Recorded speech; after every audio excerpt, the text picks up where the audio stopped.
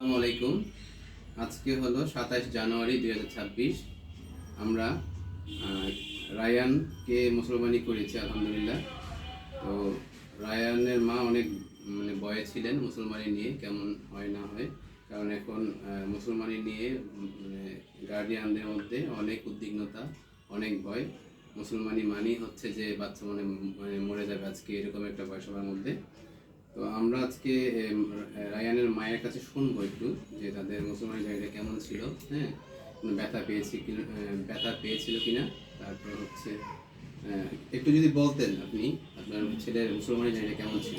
না, ও মুসলমানি করার যেদিন ছিল সেদিন একটু ভয় ছিল। এছাড়া ওই দ্বিতীয় দিন থেকেই সুস্থ ছিল। ও খেলা করছে, হাঁটছে, দৌড়াদৌড়ি করছে, ওর কোনো সমস্যাই হয় না। আমি যতটা ভয় ছিলাম। আর আপনার আমি বলবো আপনি মেডিসিনগুলো আপনি মেডিসিন বিশেষজ্ঞ।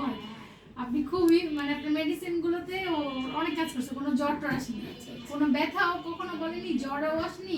তুমি ব্যথা পেয়েছিলা? না। ব্যথা পেয়েছে, তুমি খুশি আছো? হ্যাঁ। আচ্ছা আচ্ছা, ঠিক আছে। তোমার কোনো কষ্ট হয় নাই তো না? আচ্ছা বাবা মারা তো সবসময় ভাবে যে কোথাও ডক্টরের কাছে পড়লে কোনো ক্ষতি হয়ে যাবে, কিন্তু ডক্টর আসলে ভালো ডক্টরের কাছে পড়তে হবে যিনি এই বিষয়ে এক্সপার্ট, কারণ না হলে জীবনে একটা ক্ষতি হয়ে গেলে সেই ক্ষতি আর কখনো সাধন হবে না।